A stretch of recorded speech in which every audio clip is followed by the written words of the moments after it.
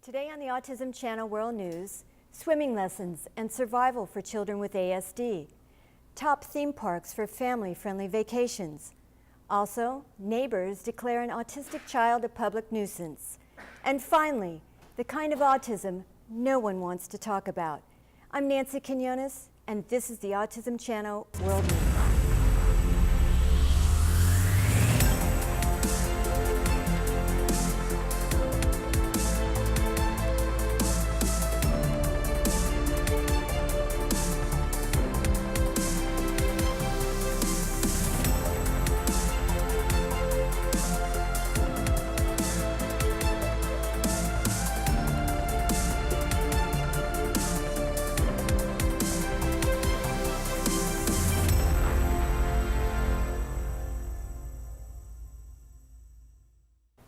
Swimming lessons for children are important, period.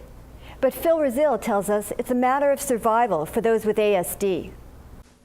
Autism spectrum disorders, or ASD, are characterized by a difficulty with social interactions, communication problems, and repetitive behaviors. They're estimated to affect around 1 in 68 children. Now, besides the symptoms of ASD, individuals with a diagnosis have substantially shorter lives. They die on average 36 years earlier than the general population, at an average age of 36, compared with 72. A study by researchers at the Columbia University Mailman School of Public Health in New York undertook a numbers-based report that came from the United States Vital Statistics System. The team examined the data from 32 million death certificates. From this data, they were able to identify 1,367 people with diagnosed autism between 1999 and 2014. There were 1,043 males and 324 females.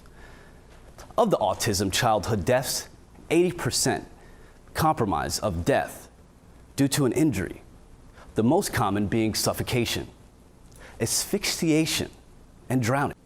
Keep in mind, with all of this data that has been compiled, there are some gaps in the results. Joseph Guan, the lead author and a student in the epidemiology at Columbia University Mailman School of Public Health, says our study were limited to death certificate data. While the numbers are startling, autism as a contributing cause of death is likely undercounted because information on death certificates filed by coroners varies. Something as simple as swimming lessons could really be a lifesaver. As always, thank you for watching and stay tuned for more on the Autism Channel World News. An animated character app helps parents make the connection, and Roxanne Schneider has the details. Roxanne? We are deep in the middle of summer, but some of you may still be looking for a family vacation made just for you and yours. Well, not to worry, we have some ideas for you. From a recent article posted on AppliedBehavioralAnalysisPrograms.com, we bring you the top theme parks with the most thoughtful and accommodating services available for families with a loved one on the spectrum.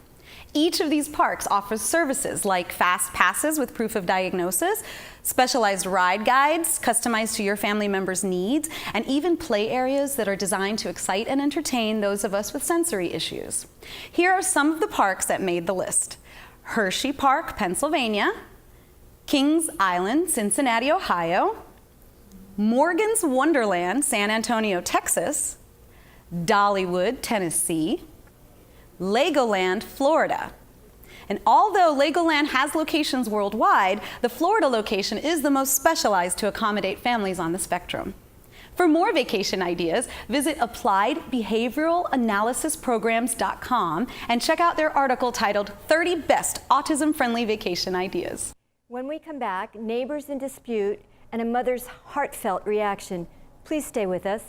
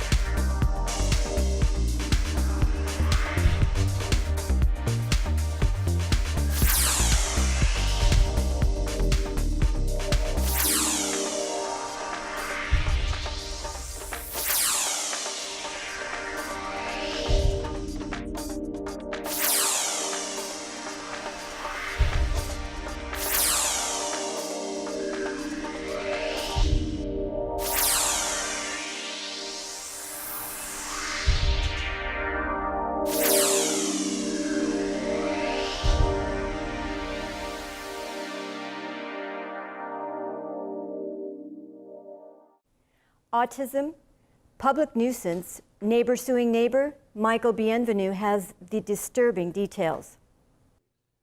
In a white-collar, middle-class cul-de-sac community in California, a group of neighbors have filed suit against the parents of an aggressive and abusive son who has a tendency to assault neighboring kids. The plaintiffs claim that the child's aggressiveness makes him a public nuisance, and his parents are the responsible parties.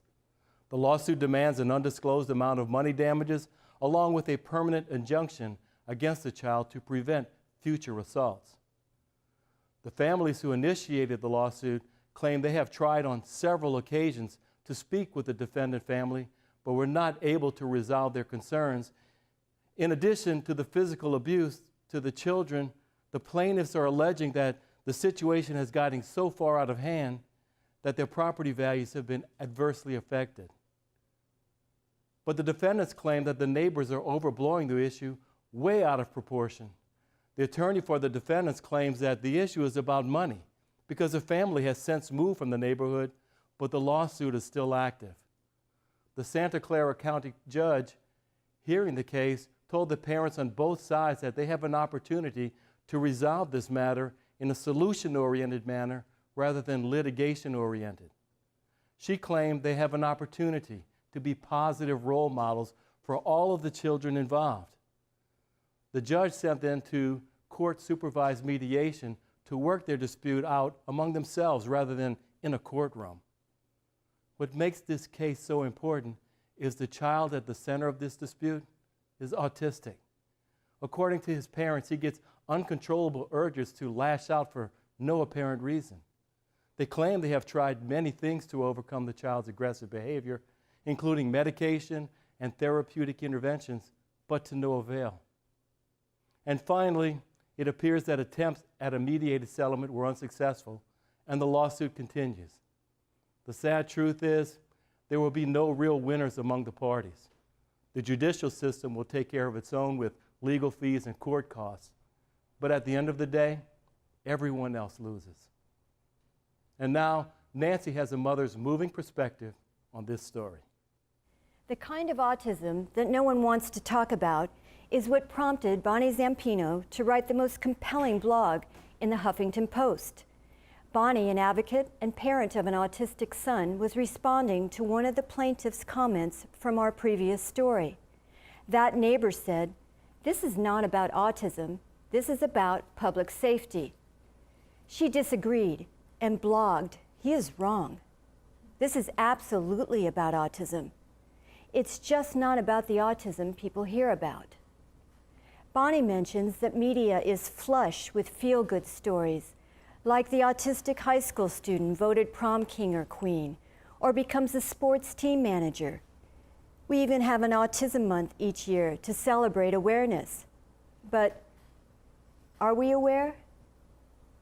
She says for every boy with autism voted prom king, there are as many as 50 boys with autism who hit and kick and bite and hurt other people. And for every autistic girl on the homecoming court, there are 30 who pull out their hair and bite their arms until they bleed. Tell me, are we aware? And what about those parents and siblings of children with this kind of autism? Shunned and isolated, fear of being hurt when you least expect it, flinching when that child runs to you. Is it a hug or a hit? Are we really aware? And then there are threats of lawsuits and other legal actions, legal fees and defense costs, costs that can cripple your finances.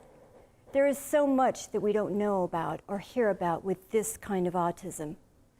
We aren't aware, not at all. But we can become aware. We can talk about this kind of autism instead of keeping it in the shadows. We can teach our children to avoid triggers that cause violent aggression with this kind of autism, and we can find ways for more inclusion and understanding. In Bonnie's own eloquence, we can become aware if we really want to.